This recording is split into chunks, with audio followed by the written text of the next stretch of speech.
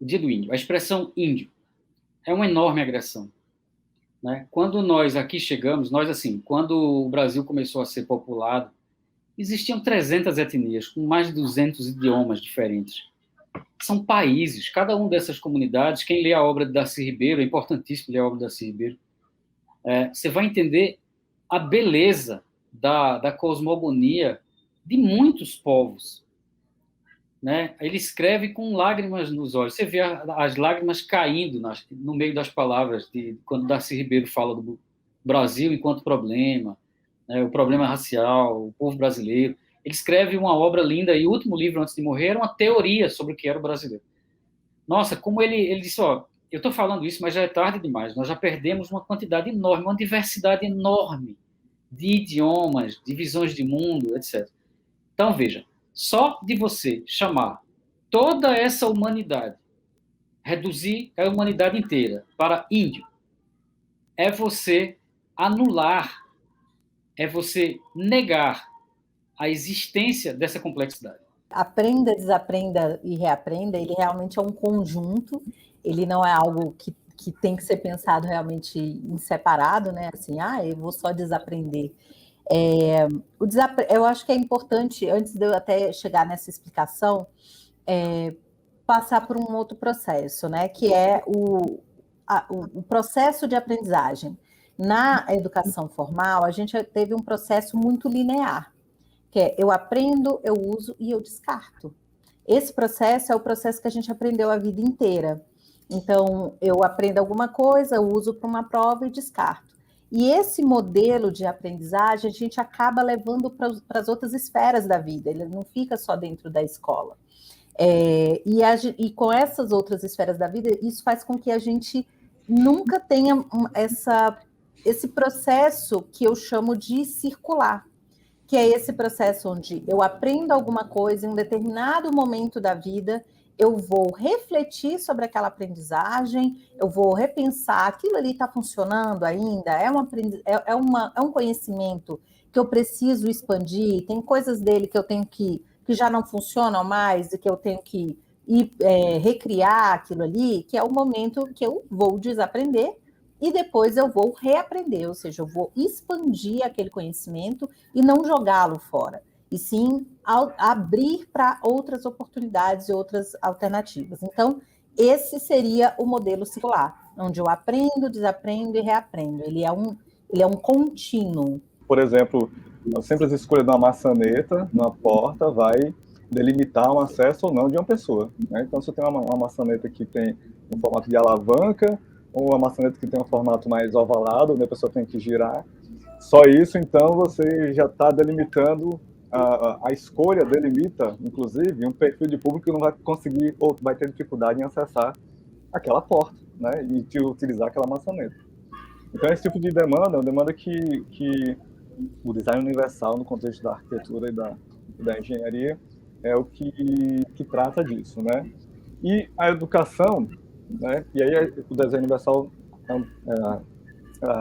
ele vem aí da década de 70, se não estou enganado, e a galera da educação, como a gente sempre faz, né, na educação, a gente incorpora, né, e agrega muito do que a gente percebe em outras áreas, do que está acontecendo em outras áreas. Então, uma galera, um grupo de pesquisadores de Harvard, capitaneados e coordenados pelo David Rose, então se apropriaram dessa proposta de design universal e, né, assim, remodelaram e ajustaram e propuseram, então, o que seria o design universal para a aprendizagem. E aí, o que acontece, né? O design, ele antigamente, de fato, ele era muito gráfico, ele surgiu muito para poder diferenciar, ali no período industrial, produtos que estavam sendo feitos de uma mesma forma. Então, eu precisava, sei lá, pegar vidro de ketchup, eu precisava diferenciar, eu precisava dar um negócio diferente, uma cor bacana, uma embalagem diferenciada. Então, o designer, ele surge muito, a importância dele a partir desse momento. Ali, pela década de 50, 60, 70, os designers começam a enxergar que, cara, o trabalho deles estava começando a ter uma uma outra conotação que eles não acharam bacana, começou a dividir pessoas. Quanto que, na realidade, eles falaram, pô, mas a gente queria diferenciar produtos, mas não agregar status a esses produtos. E aí eles começaram um movimento de design focado em sociedade. E é a partir daí que eles começam a fazer, então, que surge o design centrado no usuário, que é aquela pessoa que consumia um produto. Aí eles falaram, não, mas olha só, cara, quando a gente fala usuário, é uma pessoa que usa. Não, a gente tem que focar no humano. Então veio o design centrado no ser humano. Então, beleza. Então foi esse momento que você falou exatamente, que é quando a gente pega essa pessoa, ou esse conjunto de pessoas, ou essa persona, que é quando você meio que pega várias pessoas de várias realidades normalmente distintas, e você encontra pontos em comum que existem entre essas pessoas, né, parâmetros, já que a gente está falando de pesquisa, né, então padrões parecidos, e define essa persona, que é esse personagem fictício que a gente vai ficar mentalizando essa persona, essa história dela, o tempo todo na hora de criar algum produto, algum artefato, algum serviço. Se você quer fazer uma coisa mais dinâmica, partir para uma aprendizagem criativa, né, como a gente chama, que gere interação entre as pessoas, que gere feedbacks imediatos, né? Porque a gente sabe que é isso que faz a aprendizagem acontecer, essa relação professor-estudante, né? Essa troca.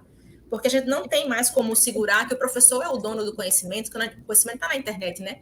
Quem vai lá, pesquisa e traz o conhecimento para a sala de aula. Às vezes até diferente do que a gente sabe como professor, né? E às vezes você tem que debater. Então, esse debate exige uma mudança de posição, trabalhos em grupo, dinâmicas de teatro, por que não? Dinâmicas artísticas, por que não, né? São tantas modalidades de você poder aprender. E essa sala convencional, cadeirinha de frente para o quadro, né? Isso é um design fadado ao insucesso. É um tipo de ambiente que não é mais aceitável hoje para uma aprendizagem que tem essas características, né? De empoderamento do estudante, centrado no estudante, né? Como o design mesmo traz esse conceito, né? Para que haja essa relação viva de troca de conhecimentos. Eu queria que você dissesse para o pessoal que está assistindo quais são os principais erros cometidos por um criador de conteúdo didático, né, de conteúdo impresso, digital, enfim, você já trabalhou em ambos, em termos de representação e representatividade. Onde é que a gente sempre derrapa? Primeiro, grande erro, acho que é o maior, é achar que sabe. Não, a gente não sabe. Fato. Não sabe. E não sabe mesmo. Isso tem a ver com aquela questão da bolha informacional. Acho que isso é um grande problema, a gente achar que sabe. A gente trabalha muito com o nosso viés de confirmação. Digamos que a gente passou dessa fase. Eu já acho que eu não sei, tá bom, eu acho que eu não sei. E aí o nosso viés de confirmação está ali ligadinho para que as pessoas falem, não, você sabe, é isso mesmo. Então, acho que isso é uma outra questão. E também uma questão de a gente ouvir só o que a gente quer, né? No sentido não, e ler quem a gente acha que a gente tem que ler. Então, a gente precisa pender para o outro lado, até para a gente ter mais insumos para poder refutar aquilo que a gente acha que não faz sentido. Então, vou dar um outro exemplo prático, tá? Quando a gente aborda as questões indígenas, por exemplo, é muito comum falar apenas da pessoa indígena. Só que a gente tem mais de 200 povos, né? São muitas etnias, são muitas línguas. E aí, eu achei que vocês tiveram cuidado, acho que foi ontem que vocês colocaram, né? Em que vocês colocaram ali a etnia. Quando a gente olha para o que está acontecendo aqui em Brasília, estou em Brasília hoje, né? Com as manifestações indígenas, a gente se dá conta que dizer que é apenas uma manifestação indígena, a gente já está silenciando muita gente, né? A gente tem que ir mais a fundo, a gente tem que falar, e aí, em vez de a gente falar, a gente tem que dar voz.